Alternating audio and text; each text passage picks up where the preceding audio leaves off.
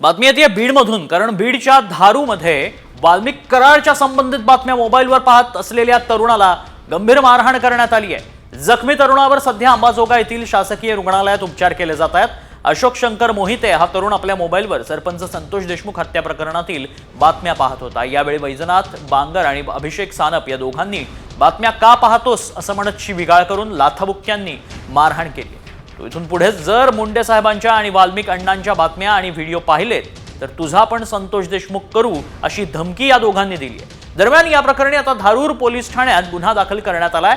दरम्यान यातील आरोपी कृष्णा आंधळे याचे मित्र असल्याचं समजतंय। कृष्णा आंधळे यांच्या समर्थनार्थ आरोपींनी व्हॉट्सअपवर स्टेटस देखील ठेवलंय।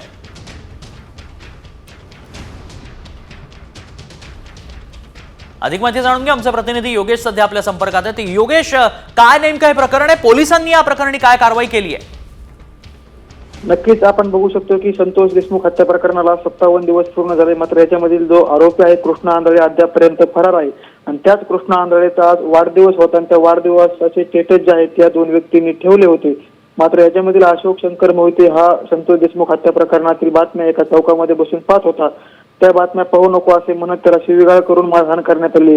अशोक शंकर मोहिते गंभीररित्या जखमी झाला आहे, त्याच्यावरती अंबाजोगाई रुग्णालयामध्ये उपचार सुरू आहेत। याच दरम्यान या संपूर्ण प्रक्रियेच्या नुसार आपण बघू शकतो की या संपूर्ण दोनही लोकांवरती आता धारूर पोलीस स्टेशनमध्ये गुन्हा दाखल करून त्यांचा शोध घेतला जातोय।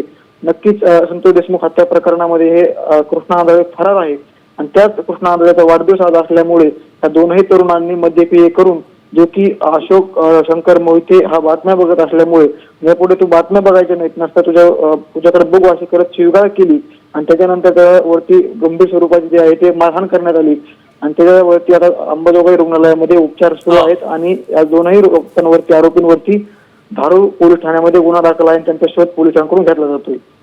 धन्यवाद योगेश, आपण दिलेल्या सगळ्या सविस्तर माहितीसाठी।